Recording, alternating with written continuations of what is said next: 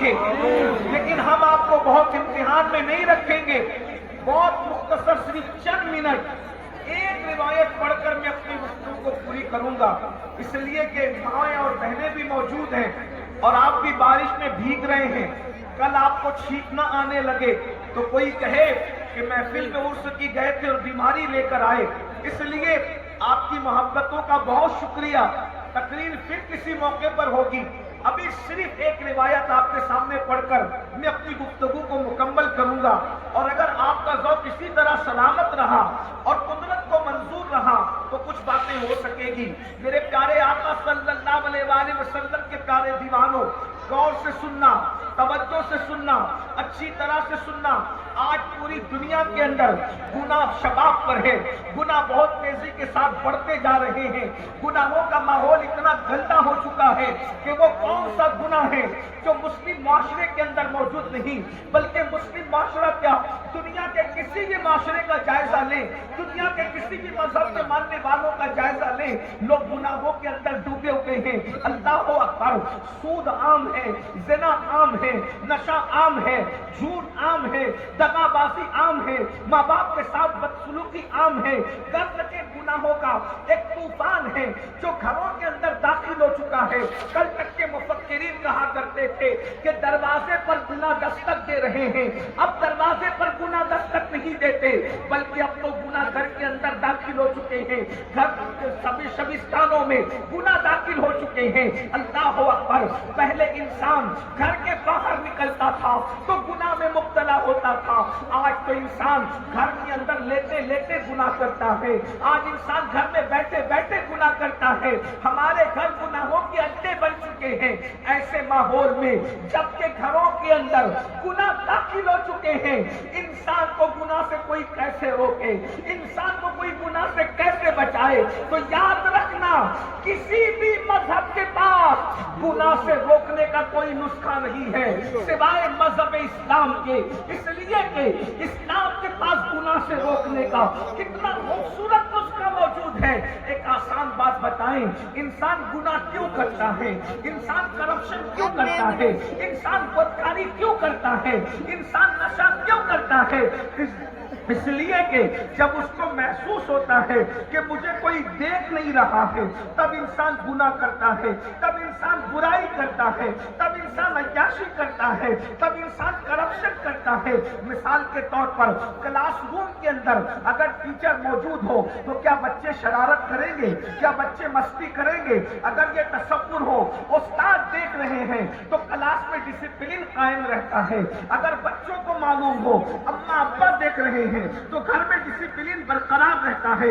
अल्लाह अकबर। इसी तरीके से आपके यहाँ क्या माहौल है मुझे नहीं पता, हमारे प्यारे मुल्क हिंदुस्तान का माहौल ये है कि बाइक चलाते वक्त हेलमेट लगाना जरूरी है। अगर हेलमेट न लगाओ तो जो है वो पॉइंट पुलिस जो है हम पर जो है वो चालान काट देती है, हम पर जो पेनल्टी लगा देती है। अल्लाह अकबर। तो जब हमें पता होता है कि पुलिस वाला नहीं देख रहा है तो हमारे नौजवान हेलमेट उतार करके बाइक चलाते हैं, लेकिन जब पता हो कि पॉइंट पुलिस मौजूद है, वो देख रहा है, तो हेलमेट पहन लेते हैं। आप मुझे बताएं, इंसान कानून का कब पाबंद होता है? इंसान कानून का उस वक्त पाबंद होता है जब उसको पता चलता है कि कोई देख रहा है। देखने वाला मुझे सजा भी दे सकता है, मुझ पर पेनल्टी भी लगा सकता है, मुझ पर चालान भी काट सकता है। अल्लाह अकबर। अगर क्लासरूम में टीचर देख रहा हो तो पूरी क्लास में डिसिप्लिन है।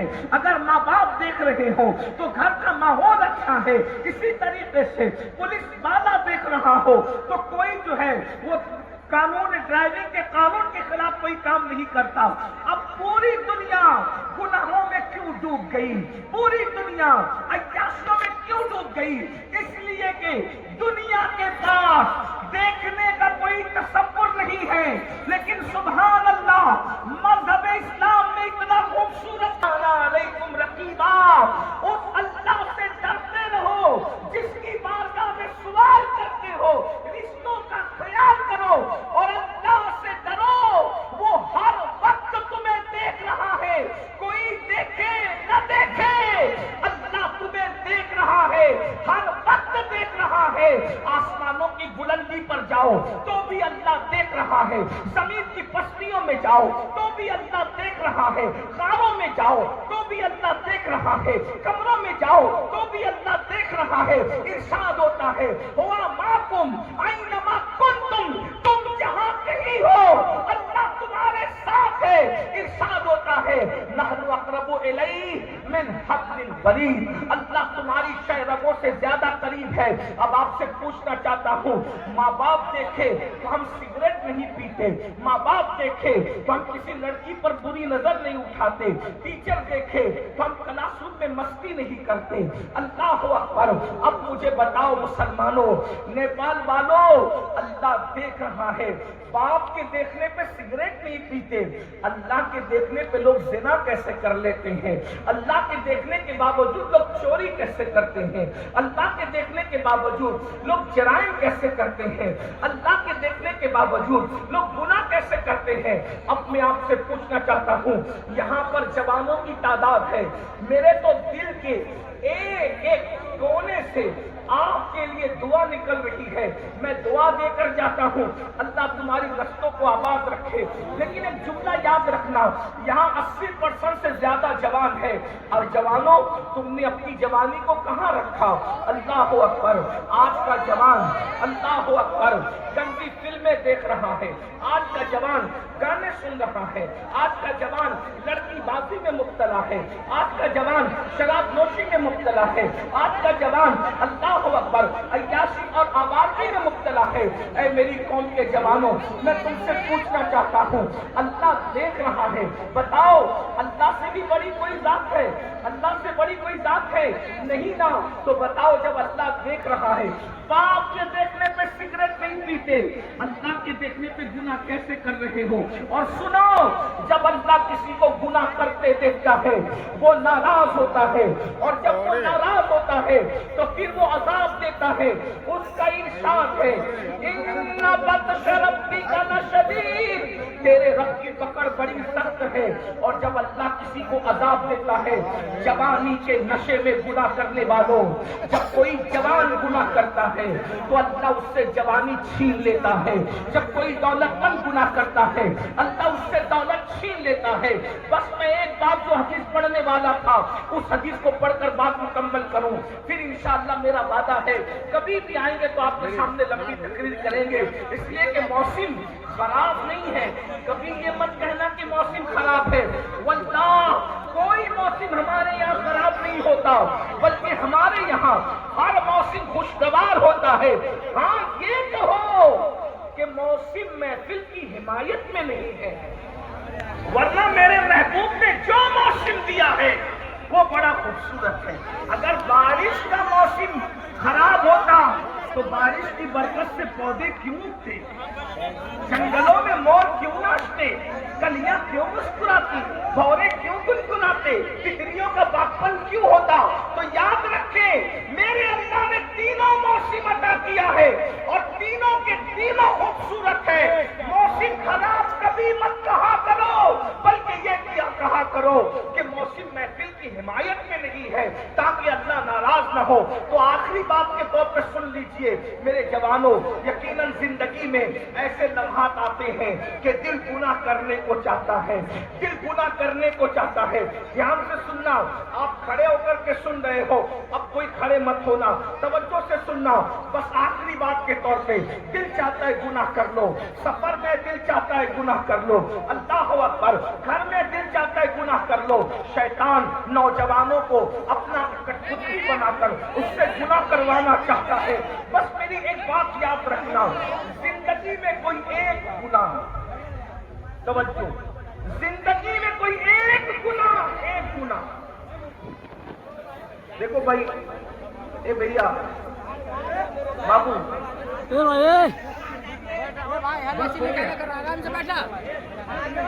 ہو گیا میرے بھیا، ہو گیا، بس اتنی اچھی گفتگو سب سنے، تم نے گڑبڑ کی نا، ایسا مت کرو بیٹا، بہت اچھے آدمی، تمہاری پیشانی یہ دل چمکدار ہے، چمک رہا ہے، ایسے کام کرتی، ایسا نہیں کرنا بیٹا۔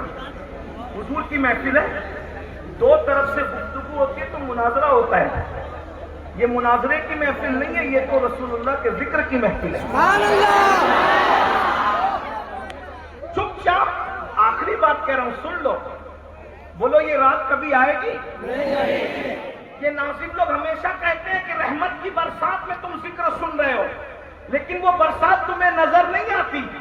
یہ مالک غوث پاک کا کتنا بڑا کرم ہے کہ جو رحمت نظر آتی ہے وہ بھی دکھ رہی ہے، جو نظر نہیں آتی ہے اس میں بھی نہا رہے ہیں.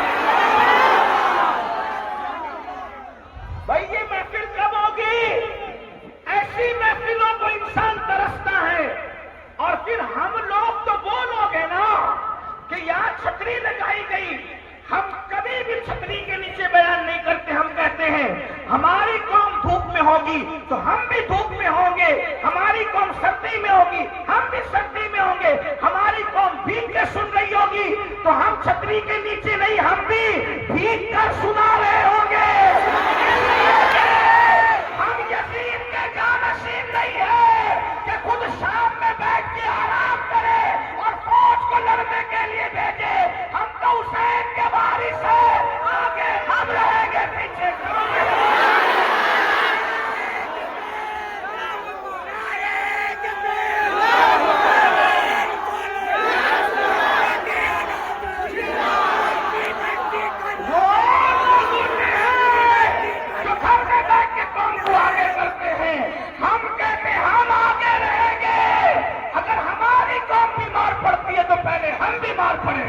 ہماری قوم سیکھتی ہے تو پہلے ہم سیکھیں گے، ہماری قوم بھیگتی ہے تو پہلے ہم بھیگیں گے.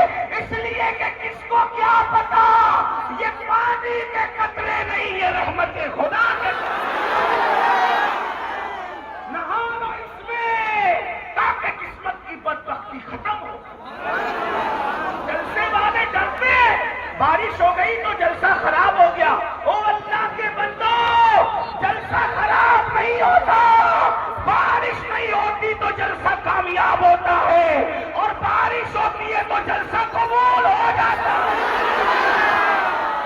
کامیاب جلسے وہ دیتے ہیں حدیث کی روشنی میں مقبول جلسہ اپنی آنکھوں سے. آپ کیا سمجھتے ہو؟ اس لیے آخری بات کے طور پہ سنو، آپ کوئی کچھ نہیں کہے گا. آخری بات کے طور پہ زندگی میں یہ فقیر کی ایک بات یاد رکھ، زندگی میں کبھی ایک گناہ یہ سوچ کر چھوڑ دو اللہ دیکھ رہا ہے. بس ایک گناہ،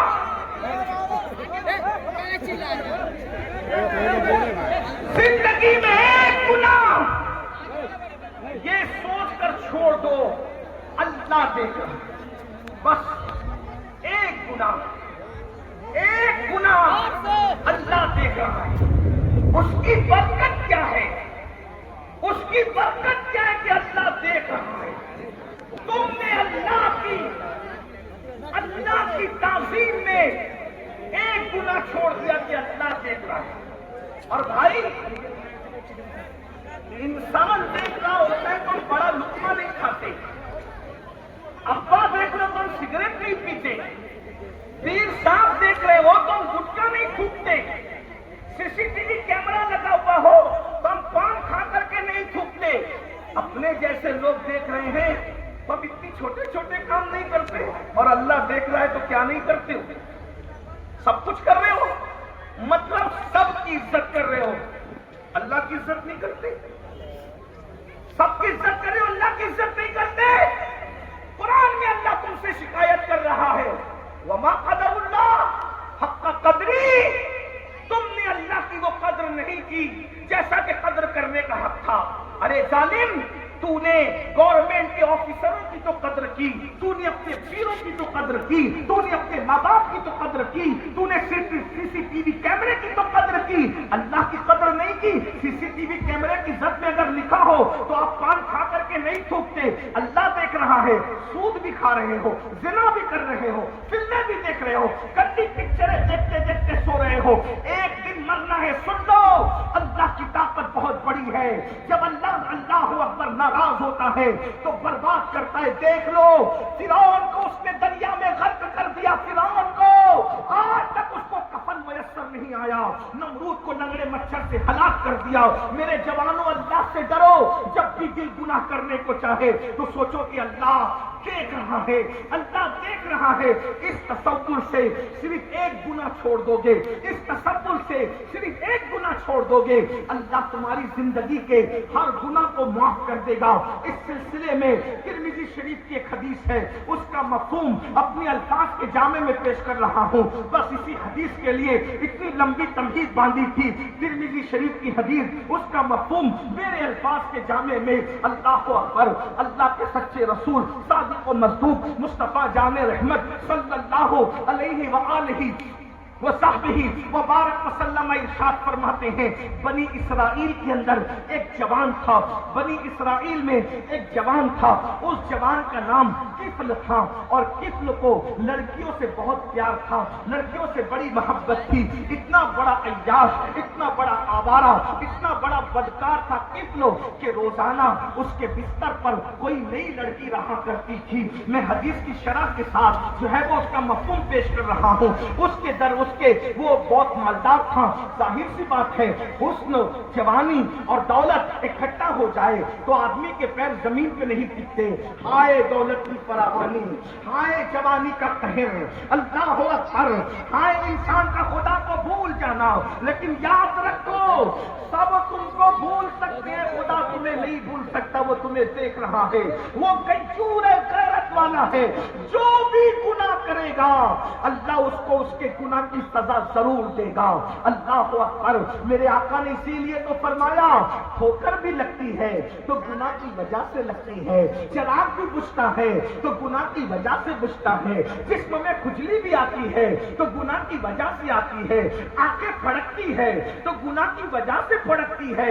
یعنی مطلب یہ ہے میرے عزیز، اللہ اکبر، اگر انسان گناہ کرنا چھوڑ دے اسے زندگی میں کبھی ٹھوکر بھی نہیں لگ سکتی. انسان گناہ کرنا چھوڑ دے، اللہ اکبر، کبھی اس کا چراغ بھی آندھیاں نہیں بجھا سکتی. مسلمانوں ذرا اپنے آپ کو غور سے دیکھو، تمہارا چلایا ہوا چراغ آندھیاں نہیں بجھا سکتی. جب مسلمان کے چراغ کو کوئی آندھی نہیں بجھا سکتی تو آندھیاں مسلمانوں کو برباد کیسے کر سکتی ہے؟ شرط یہ ہے کہ مسلمان کو وہ مسلمان بننے کی ضرورت ہے جیسا مسلمان بنانے کے لیے مصطفیٰ جان رحمت تشریف لائے تھے. میرے بھائی، تم قادری بن گئے، ہم سب قادری بن گئے، برکاتی بن گئے، رضوی بن گئے، اشرفی بن گئے، چشتی بن گئے، حشمتی بن گئے، وارثی بن گئے، مداری بن گئے، ڈاکٹر بنے، ٹیچر بنے، خطیب بنے، ادیب بنے، عالم بنے، مفتی بنے، جج بنے، سب بنے. کیا ویسے مسلمان بھی بنے جیسے مسلمان بنانے رسول اللہ تشریف لائے تھے؟ آپ کچھ بھی بن جاؤ، نجات نہیں ملے گی جب